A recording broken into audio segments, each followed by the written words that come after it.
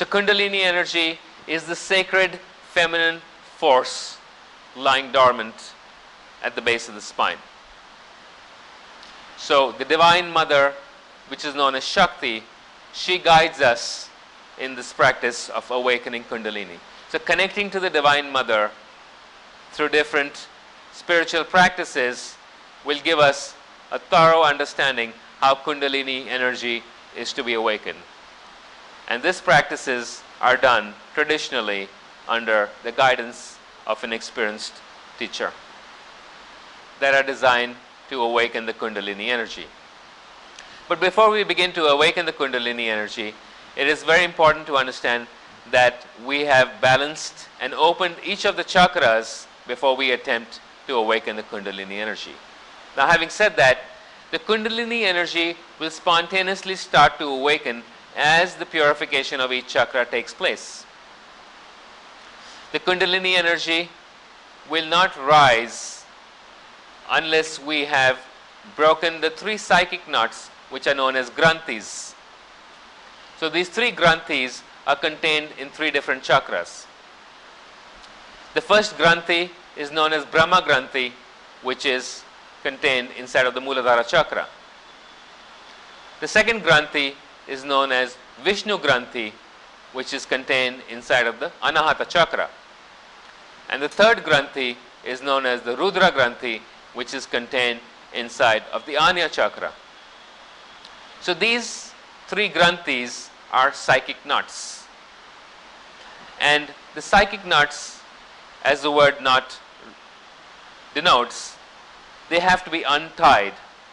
The psychic knots have to be opened for the Kundalini energy to rise. The Kundalini energy, once it is awakened, it will rise into the Sushumna Nari, or the central energy channel, which is contained along the spinal column.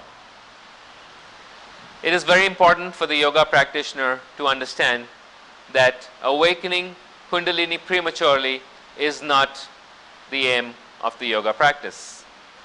Kundalini energy is to be awakened systematically under the guidance of a proper teacher. This is the only form of yoga that we use the word Sat, Chit, Ananda. Sat means the truth, Chit means consciousness, and Ananda means bliss. So when we come face to face with the truth or Sat, our consciousness shifts. We start to experience higher states of consciousness, and these states are called Ananda, or the bliss, the inner bliss that we experience. Now this bliss is already within us. We have just lost connection to this bliss because of the blocked energy in the different chakras related to the emotions that we talked about earlier.